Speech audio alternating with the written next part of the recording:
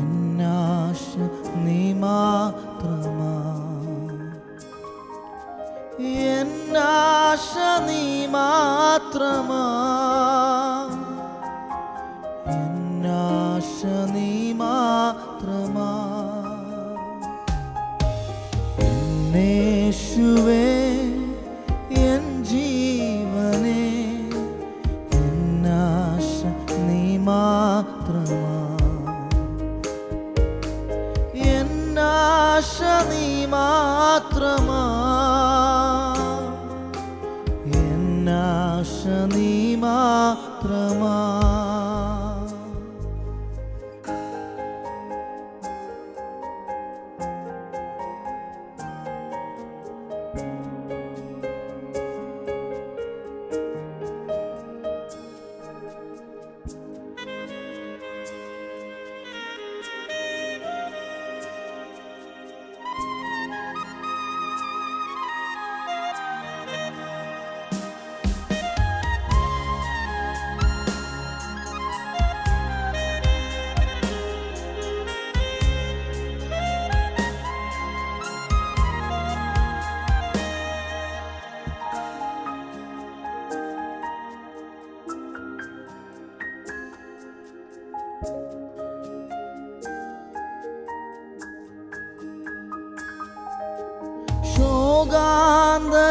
ശോകാന്തകാരങ്ങളിൽ എന്നേകാന്ത നേരങ്ങളിൽ,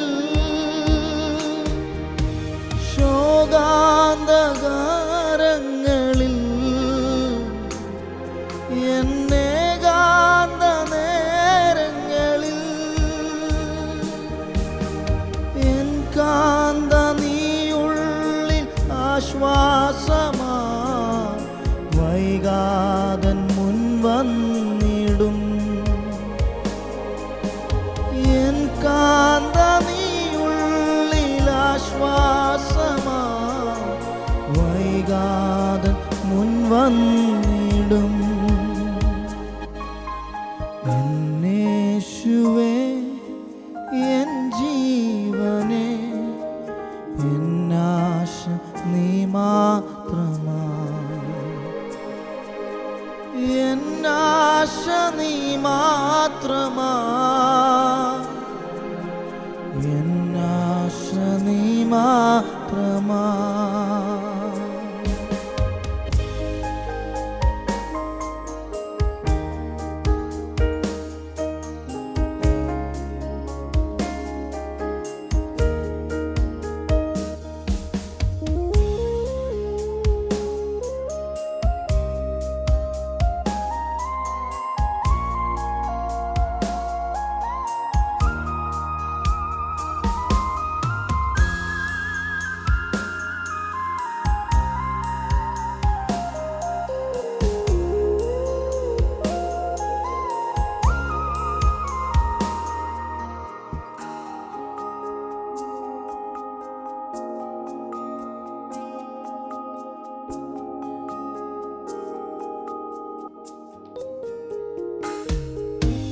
രാവിൻ വിളക്കാണു നീ, എന്നാവിൽ മധുവാണു നീ. രാവിൻ വിളക്കാണു നീ, എന്നാവിൽ മധുവാണു നീ. അളവില്ല കഥനത്തിൻ കാർമേഘത്തിൽ മഴവില്ലിൻ ഒളിയാണു നീ. അളവില്ല കഥനത്തിൻ കാർമേഘത്തിൽ മഴവില്ലിൻ ഒളിയാണു നീ. യേശുവേ എൻ ജീവനേ, എന്നാശ നീ മാത്രമാ, എന്നാശ നീ മാത്രമാ, എന്നാശ നീ മാത്രമാ, എന്നാശ നീ മാത്രമാ.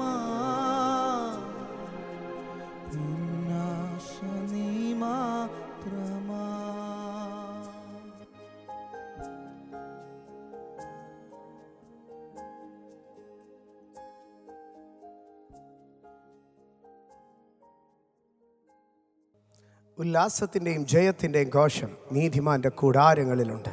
നമ്മുടെ കൂടാരങ്ങൾ സങ്കടത്തിൻ്റെ ഞരക്കങ്ങൾ ഉയരേണ്ടതല്ല. നമ്മുടെ കൂടാരങ്ങൾ കരച്ചിലുകൾ ഉയരേണ്ടതല്ല. നമ്മുടെ കൂടാരങ്ങൾ നിരാശകൾ ഉയരേണ്ടതല്ല. നമ്മുടെ കൂടാരങ്ങൾ തേങ്ങലുകളും വിങ്ങലുകളും ഉയരേണ്ടതല്ല. നമ്മുടെ കൂടാരങ്ങൾ ജയത്തിൻ്റെ ഘോഷങ്ങൾ ഉയരേണ്ടതാണ്. ജയത്തിൻ്റെ ഘോഷങ്ങൾ, അതാണ് നീതിമാൻ്റെ കൂടാരത്തിൻ്റെ അടയാളം. ഇന്ന് നേരിടുന്ന പ്രതികൂലങ്ങളെ നോക്കി പറഞ്ഞാട്ട് ഞങ്ങൾ ജയഘോഷം കൊള്ളും. ഇന്ന് കേൾക്കുന്ന സകല തിന്മയുടെ വാക്കുകളെയും നോക്കി പറഞ്ഞാട്ടെ ഞങ്ങൾ ജയഘോഷം കൊള്ളും. കാരണം ഞങ്ങളെ തൻ്റെ രക്തത്താൽ വീണ്ടെടുത്ത്, തൻ്റെ കുരിശു മരണത്താൽ ഞങ്ങളെ രക്ഷിച്ച്, തൻ്റെ ഉയർപ്പിനാൽ ഞങ്ങളെ നീതീകരിച്ചത് ഞങ്ങൾ ഞരങ്ങാനല്ല, തേങ്ങാനല്ല, നിരാശപ്പെടാനല്ല. ഞങ്ങൾ ജയത്തിൻ്റെ ഘോഷങ്ങൾ ഉയർത്തേണ്ടതിനാണ്. ഞങ്ങൾ അവൻ്റെ ആലയത്തിൽ ജയഘോഷയാഗങ്ങളെ അർപ്പിക്കും. ആമേൻ. ഇന്ന് നാം വീണ്ടും യൂദായുടെ ലേഖനത്തിൽ കൂടെ സഞ്ചരിക്കുമ്പോൾ യൂദായുടെ ലേഖനം 6-ാം വാക്യത്തിലേക്ക് നാം കടന്നു വരികയാണ്. 5-ാം വാക്യത്തിൽ 3 ന്യായവിധികളെ 5, 6, 7 വാക്യത്തിൽ പറയുമ്പോൾ 5-ാം വാക്യത്തിൽ വിശ്വസിക്കാത്തവരെ പിന്നത്തേതിൽ നശിപ്പിച്ചു എന്ന വാക്യം പറയുമ്പോൾ വിശ്വസിച്ചവരെ പിന്നത്തേതിൽ രക്ഷിച്ചു എന്നാണ് അതിൻ്റെ അർത്ഥം. വിശ്വസിക്കാത്തവരെ പിന്നത്തേതിൽ നശിപ്പിച്ചുവെന്ന് പറയുമ്പോൾ വിശ്വസിച്ചവരെ പിന്നത്തേതിൽ രക്ഷിച്ചോ. ഇന്ന് വിശ്വസിക്കുക ദൈവമക്കളെ. നിൻ്റെ വിശ്വാസം ഒരു രക്ഷയിലേക്ക്, നിൻ്റെ വിശ്വാസം ഒരു വാഗ്ദത്തത്തിൻ്റെ നിവർത്തീകരണത്തിലേക്ക് നിന്നെ കൊണ്ടുപോകും ദൈവത്തിൻ്റെ പൈതലേ. വിശ്വസിക്കാത്തവർ നശിപ്പിക്കപ്പെട്ടു, വിശ്വസിച്ചവർ രക്ഷിക്കപ്പെട്ടു. ഹല്ലേലൂയ. ഇന്ന് നമ്മൾ അതിൻ്റെ 6-ാം വാക്യത്തിലേക്ക് വരികയാണ്. അവിടെ ദൂതന്മാരുടെ ന്യായവിധിയാണ് പറയുന്നത്.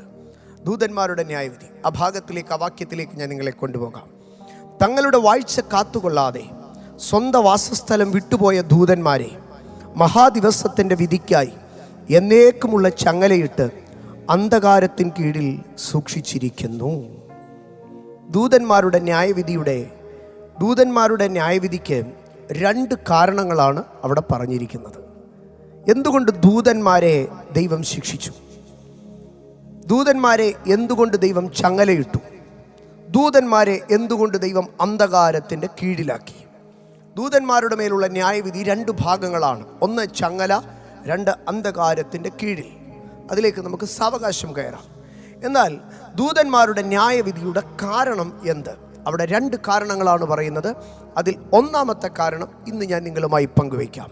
1-ാമത്തെ കാരണം ഇങ്ങനെയാണ് അവിടെ എഴുതിയിരിക്കുന്നത്. 1-ാമത്തെ കാരണം, തങ്ങളുടെ വാഴ്ച കാത്തുകൊള്ളാതെ. They didn't stay in the position of authority. ഇംഗ്ലീഷിലൊരു വേർഷനിൽ ഇങ്ങനെയാണ് പറയുന്നത്, they didn't stay in the position of authority. Amplified ബൈബിളിൽ ഇങ്ങനെയാണ് പറയുന്നത്, they didn't stay in the designated place of power. ഇന്ന് പകൽ എൻ്റെ ദൈവമക്കളോട് ഞാൻ പറയട്ടെ, you are placed in a place of authority. You have a designated position, a designated place, a place of power, a position of power, a seat of authority. അവരെ ദൈവം അധികാരത്തിൻ്റെ ഒരു കസേറയിലിരുത്തി. അവരാ അധികാരത്തിൻ്റെ കസേറയിൽ ഇരുന്നില്ല. അതാണ് അവിടെ എഴുതിയിരിക്കുന്നത്. സ്വന്തം വാഴ്ച കാത്തുകൊണ്ടില്ല. They didn't stay in the place of power, in the position of authority. എനിക്കും നിങ്ങൾക്കും ദൈവം തൻ്റെ അഭിഷേകത്താൽ നമ്മളെ ഇരുത്തുവാൻ ഒരു അധികാര സ്ഥലം ദൈവം നൽകിയിട്ടുണ്ട്. Position of authority.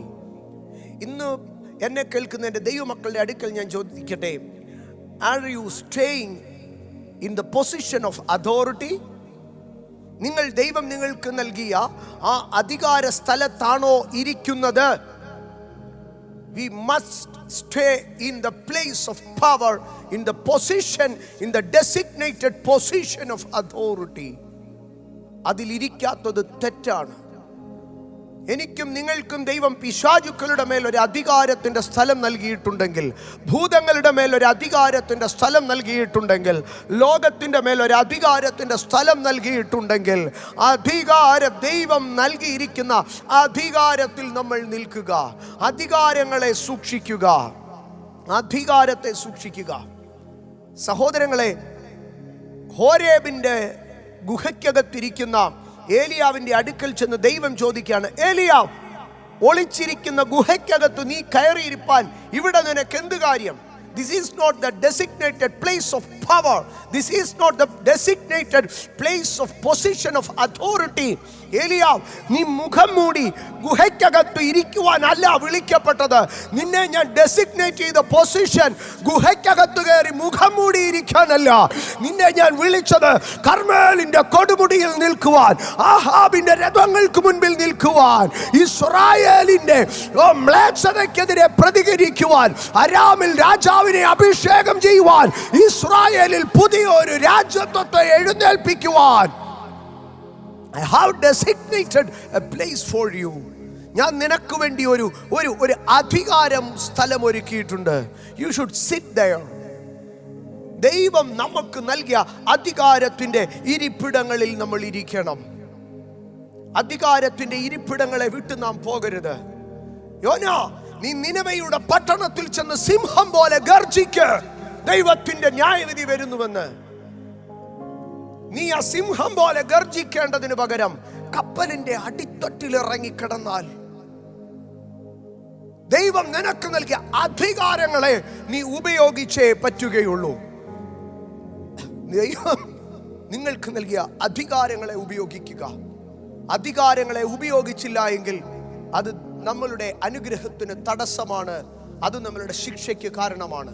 മോശയുടെ അടുക്കൽ ദൈവം പറഞ്ഞു, മോശേ, നീ വടിയുമായി തീക്കൽ പാറയിലേക്ക് ചെന്ന് അടിക്ക്, ഞാൻ അതിൽ നിന്ന് വെള്ളം പുറപ്പെടുവിക്കും. വീണ്ടും ദൈവം മോശയുടെ അടുക്കൽ പറഞ്ഞു, മോശേ, നീ പോയി ആ തീക്കൽ പാറയോട് കൽപ്പിക്ക്, നിന്റെ വാക്കിനകത്തൊരു അധികാരമുണ്ട്, വെള്ളം പുറപ്പെടും. പക്ഷെ മോശയ്ക്ക് അധികാര സ്ഥലത്ത് നിൽക്കുവാൻ കഴിഞ്ഞില്ല.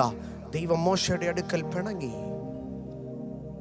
എന്നെയും നിങ്ങളെയും ദൈവം ചില പ്രതിസന്ധികളുടെ താഴ്വരകളിൽ കൊണ്ട് നിർത്തുന്നത് പട കണ്ട് ഭയപ്പെടുവാനല്ല, വെല്ലുവിളി കേട്ട് വിറങ്ങലിക്കുവാനല്ല. To stand against the demonic authorities, to stand in the position of authority and the place of power. ഒന്നാമത്തെ അവരുടെ കുറ്റം, അവർ വാഴ്ച സൂക്ഷിച്ചില്ല. നിങ്ങൾക്ക് നൽകിയ അഭിഷേകത്തിനകത്തൊരു വാഴ്ചയുണ്ട്, നിങ്ങൾക്ക് നൽകിയ വിശ്വാസത്തിനകത്തൊരു വാഴ്ചയുണ്ട്, നിങ്ങൾക്ക് നൽകിയ വാഗ്ദത്തത്തിനകത്തൊരു അധികാരമുണ്ട്, നിങ്ങളുടെ സ്തുതിക്കകത്തൊരു അധികാരമുണ്ട്, നിങ്ങളുടെ സ്തോത്രത്തിനകത്തൊരു അധികാരമുണ്ട്.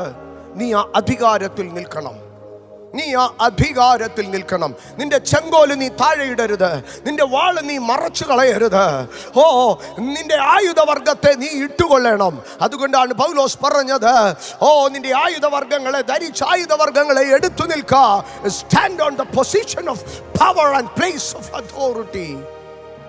രണ്ടാമത് പറയുകയാണ്, വാഴ്ച കാത്തുകൊണ്ടില്ല എന്നുള്ളത് മാത്രമല്ല, അടുത്തതായിട്ട് പറയുകയാണ്, they left their proper dwelling. Proper ഡ്വെല്ലിങ്ങിനെ അവർ വിട്ടുകളഞ്ഞു. അല്ലെങ്കിൽ മലയാളത്തിൽ എഴുതിയിരിക്കുകയാണ്, സ്വന്തം വാസസ്ഥലം വിട്ടുപോയി. സ്വന്തം വാസസ്ഥലം. എനിക്കും നിങ്ങൾക്കും ദൈവം താമസിക്കുവാൻ ഒരിടം തന്നിട്ടുണ്ട്, അവിടെ തന്നെ നമ്മൾ താമസിക്കണം.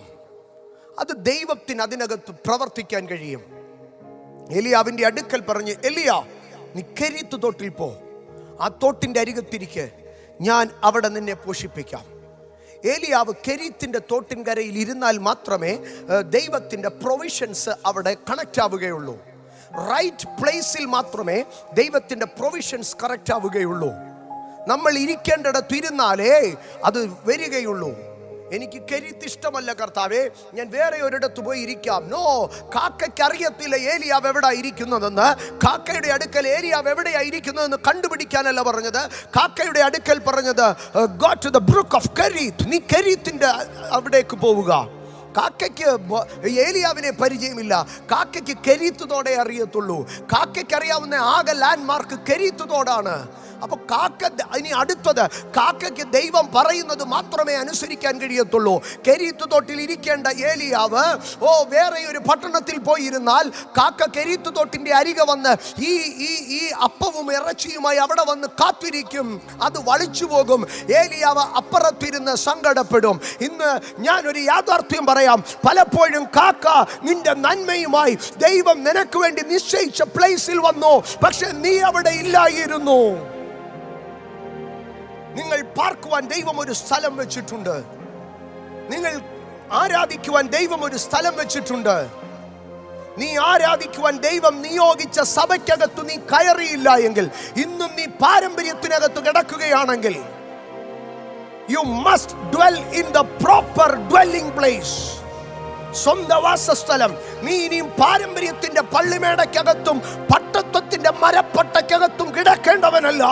That is not your proper dwelling place. Where is the designated place to dwell? നീ പാർക്കുവാൻ ദൈവം തെരഞ്ഞെടുത്ത സ്ഥലമുണ്ട്. ദൈവം നിനക്ക് വേണ്ടി ഒരുക്കിയ സ്ഥലമുണ്ട്. ദൈവം നിനക്ക് വേണ്ടി കരുതിയ സ്ഥലമുണ്ട്. Go to that place. ആ സഭയിലേക്ക്, ആ വീട്ടിലേക്ക്, ആ ഇടത്തേക്ക്. സ്തോത്രം. സ്വന്തം ഇഷ്ടത്തിൽ ഒരു വിവാഹം ചെയ്ത് സ്വന്തം ഇഷ്ടത്തിൽ ഒരു വീട്ടിൽ പോയി താമസിച്ചാൽ അവിടെ കാക്ക വരത്തില്ല. ദൈവം നിനക്ക് വേണ്ടി കരുതിയ പുരുഷന്റെ കൂടെ, ദൈവം നിനക്ക് വേണ്ടി കരുതിയ സ്ഥലത്ത്, ദൈവം നിനക്ക് വേണ്ടി കരുതിയ വീട്ടിൽ നീ അമ്മായിയമ്മയുടെ അടുക്കൽ പിണങ്ങി, അപ്പന്റെ അടുക്കൽ പിണങ്ങി, നിനക്ക് ഇഷ്ടമുള്ള ഇടത്ത് പോയി താമസിച്ചാൽ കാക്ക അവിടെ വരത്തില്ല.